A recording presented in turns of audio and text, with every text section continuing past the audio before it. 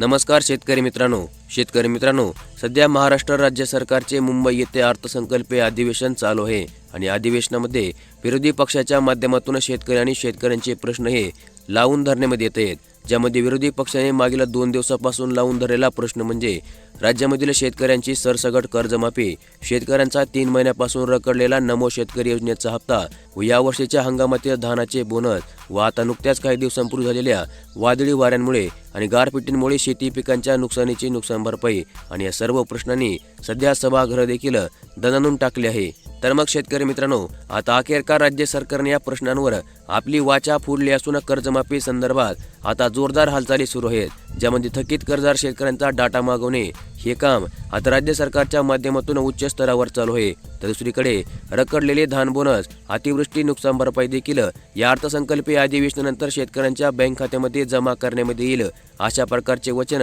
राज्याचे कृषी मंत्री दत्तात्रय भरणे यांनी सभागृहाला संबोधित करताना दिले आहे। तर आता राहिला प्रश्न तो मागील 2 ते 3 महिन्यापासून रखडलेल्या नमो शेतकरी योजनेच्या 8व्या हप्त्याचा। तर राज्याचे कृषी मंत्री दत्तात्रय भरणे यांनी काल याबद्दल सभागृहाला माहिती देताना म्हटले आहे की राज्य सरकारचे अर्थसंकल्पीय अधिवेशन संपताच आता नमो शेतकरी योजनेचा 8वा हप्ता आम्ही शेतकऱ्यांच्या बँक खात्यामध्ये जमा करणार आहोत व 5 मार्च रोजी राज्याचे बजेट सादर होतात पुढील 2 दिवसांमध्ये या हप्त्याचे पैसे शेतकऱ्यांच्या बँक खात्यामध्ये जमा होऊन जातील, अशा प्रकारचे आश्वासन स्वतः मंत्री महोदयांनी आता सभागृहामध्ये दिले आहे, ज्याची नोंद अध्यक्ष महोदयांनी घेतली असून आता राज्य सरकारला 6 किंवा 7 मार्च रोजी हा हप्ता वाटप करणे बंधनकारक असणार आहे। तर मग अशा प्रकारे आता नमो शेतकरी योजनेच्या 8व्या हप्त्याची प्रतीक्षा संपली असून तुम्हाला 6 किंवा 7 मार्च रोजी या हप्त्याचे 2000 रुपये तुमच्या आधार संलग्न बँक खात्यामध्ये जमा होऊन जातील। तर मग अशा प्रकारची नमो शेतकरी योजनेबद्दलची एक अत्यंत महत्त्वपूर्ण अशी अपडेट आज आपण या व्हिडिओमध्ये पाहिली